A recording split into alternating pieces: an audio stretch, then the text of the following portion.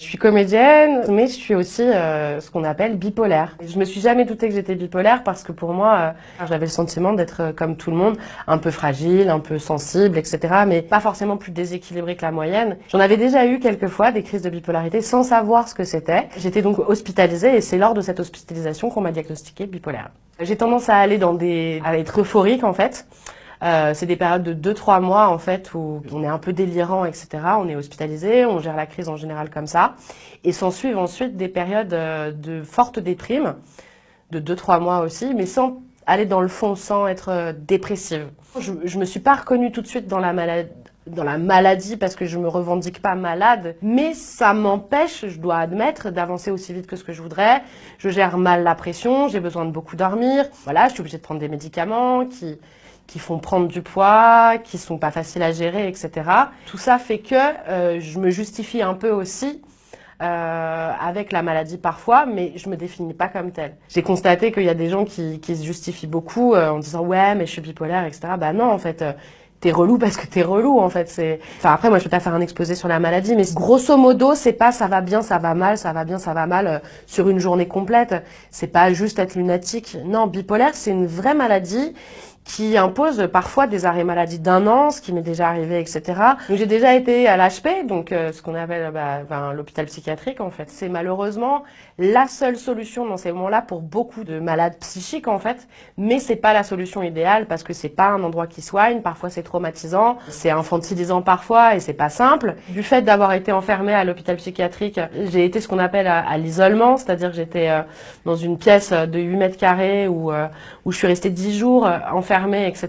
Depuis, j'ai beaucoup de mal avec les ascenseurs, les métros, être enfermée, c'est un peu compliqué. L'agoraphobie, c'est lié. Et du coup, je me suis retrouvée un soir sur scène. J'ai commencé à trembler vraiment très fort, à transpirer énormément. J'ai fait une crise d'agoraphobie, de stress, d'angoisse, je sais pas comment on pourrait dire. J'ai dû arrêter la scène. Du coup, je me suis dit, je vais m'éloigner un peu de Paris. J'habite à Rennes maintenant.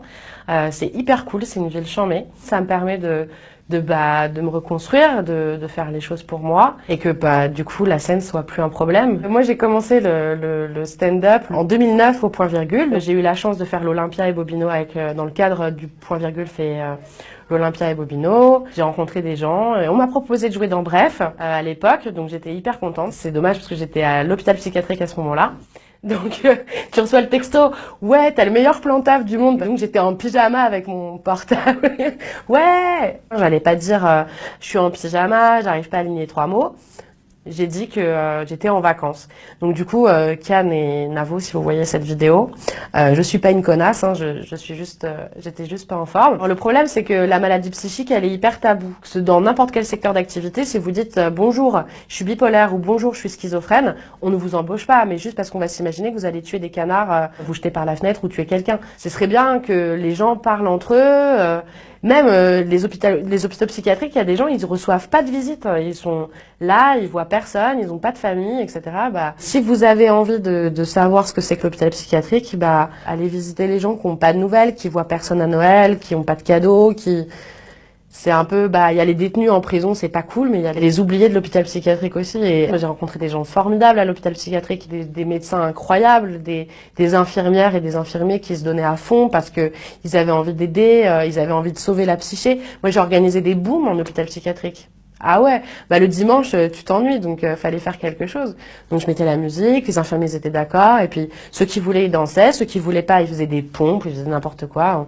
On rigolait, il y avait vraiment quelque chose. Et après, il y a des choses horribles aussi. Moi, je suis pas très pudique, donc c'est vrai que je dis assez facilement aux gens que je suis différente par rapport à ce point-là, parce que je pense que tout le monde a sa spécificité. Hein. S'il y a des gens qui sont bipolaires et qui ont le sentiment que c'est un frein dans leur vie, oui, c'est vrai, c'est un frein dans ta vie, mais ça n'empêche pas de faire les choses. Ça prend juste plus de temps et il faut vraiment se dire que moi, à un moment donné, je pouvais plus rire et mon métier, c'est de faire rire les gens. Vous pouvez vous dépasser, vous pouvez trouver la force en vous, même si ça prend plus de temps que pour d'autres. Il faut affirmer qui on est et ça passe par ça.